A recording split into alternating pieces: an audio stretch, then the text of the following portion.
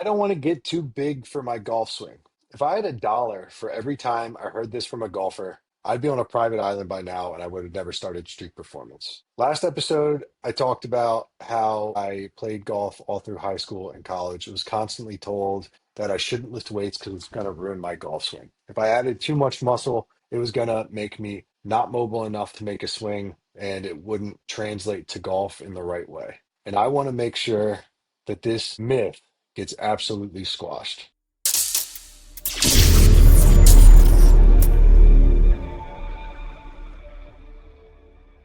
Welcome to the Street Performance Podcast. Today's episode's all about the muscle myth and how it's the biggest myth in golf right now. Everybody's worried about if you get too big, you're not going to be good at golf anymore. And I want to elaborate on my personal story to let you know that this is absolutely not the truth. And I have worked with hundreds of people who have looked to gain muscle and lose fat in order to make their golf game better. And it works every time. So, going back to my story, when I want to talk about just size here, so not strength, not power.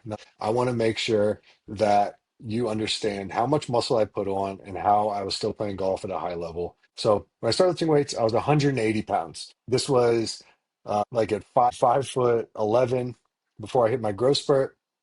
But by the time that I finished college, I think I graduated at 250 pounds. I did my first bodybuilding show. I actually lost 50 pounds to do this. I was like 205 pounds at the end of this show, but I put on over 30 to 40 pounds of muscle in that time frame because I was not lean when I got done high school. And then over my bodybuilding career, which lasted for 10 years, heaviest weight was 280 pounds, and I was competing on stage at 250 pounds. So I gained 100 pounds, and I also probably gained 100 pounds of muscle during this time.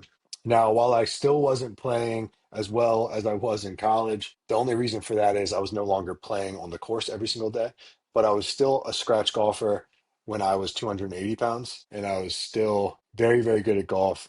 And the reason that I want to talk about this is because I was able to stay mobile through the entire process. So, if you're looking to gain muscle, take these tips of strategic mobility into your workouts, and you'll still be able to compete at a high level at golf, whether it's on the weekend or if you're trying to do it in tournaments, and you'll be able to keep getting the results that you want in terms of distance off the tee. Because I'll tell you what, when I was 280 pounds, I hit the ball a hell of a lot farther than I did when I was 180 pounds.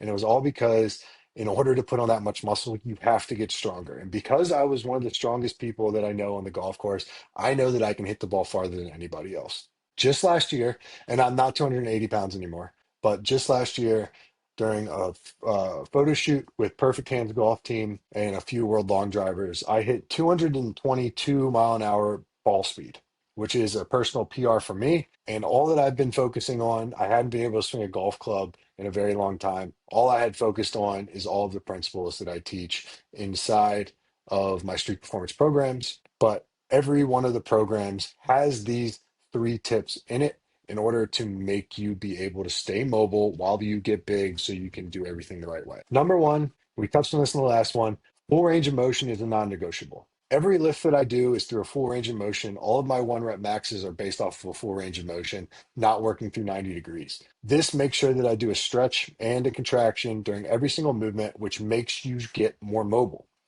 If you are actively stretching every time that you do a rep, then you are able to stay mobile and stay healthy throughout the entire process of putting on muscle. And this is extremely important so you can keep progression going over time, do it in a safe way so you're not touching too much weight, and stave off injury later. Number two, strategic mobility work. At the beginning of every workout that I ever make and at the end of every workout that I ever make, I have very important things. I do mobility work that is bulletproofing centric, so not necessarily stretching, but bulletproofing centric at the very beginning. This makes sure that we stay healthy and are making things strong like our lower back, our shoulders, our knees, all those things that end up hurting over time. It can hinder the golf swing. And at the end of every workout, I have strategic mobility, whether it be stretches that I have for both rotation, hips, every muscle in your legs, all of your shoulders, your pecs, your lats, everything that you could possibly be getting tight during a workout. We offset that at the end of the workout to keep our mobility better than it ever has been.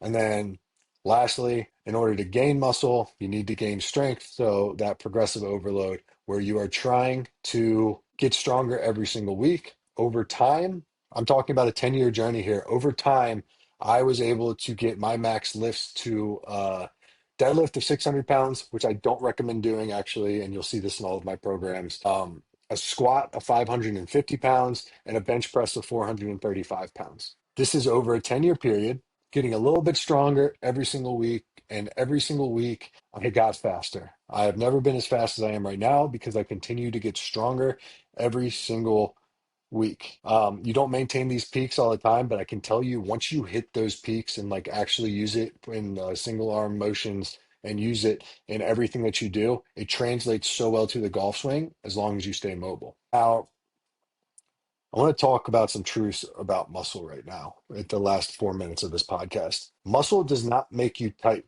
Poor training does. When you see people that are extremely tight, it's because they're not training the right way. They're not training through the full range of motion and they're not stretching the right way afterwards. And they're allowing themselves to get tight. So if you're going to start a program, make sure it has these principles in it. Make sure that you program them in if you're building your workouts yourself. My best example of this is if you've ever watched the Olympics, look at like male gymnasts. They are jacked, but they are some of the most flexible people you will ever see in your entire lives. And lastly, look at people like Bryson DeChambeau and Rory McIlroy, who have added a lot of muscle in their frame over their career, and they just continue to get better and better. Hell, Bryson's in the top 10 every single tournament. Rory just won Augusta. It's going to be one of the biggest things that is moving the golf fitness industry forward.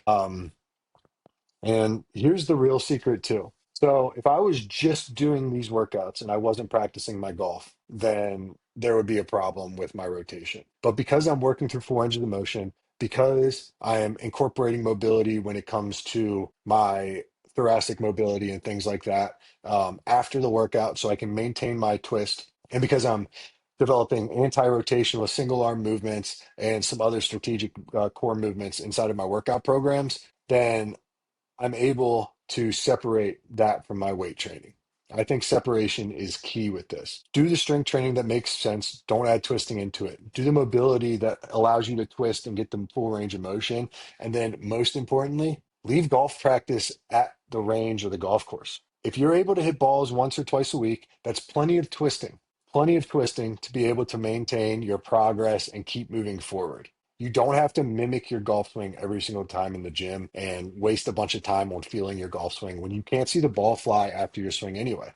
The workout should be primed to make you more powerful and be able to execute the best golf swing. And then you should practice that golf swing in that feel while you're golfing so you're not wasting time in the gym and you can take all of your focus on staying as strong and as mobile as possible. When you combine all these elements separately, if that makes sense, by doing them by themselves, then you're able to have incredible breakthroughs on the golf course. I hope you enjoyed this episode of the Street Performance Podcast. You can take these actionable steps to gain as much muscle as you possibly can. Remember, eating in a 500 calorie surplus while doing these workout programs, you are able to gain as much muscle as you possibly can while staying mobile and staying healthy. If you want to get ahead of the next episode, you can download a white paper where I talk about the 5 things that every golfer should know before they start a strength and conditioning program, before they try and just grab one off of line. And the next episode is going to be all about why professional programs are not made for you and why it's setting you up for failure. Subscribe and follow this channel for the next episode. We'll be coming out with that next one tomorrow, and we're going to keep moving forward from there. Thanks so much for tuning in, and I can't wait to see you in the next one.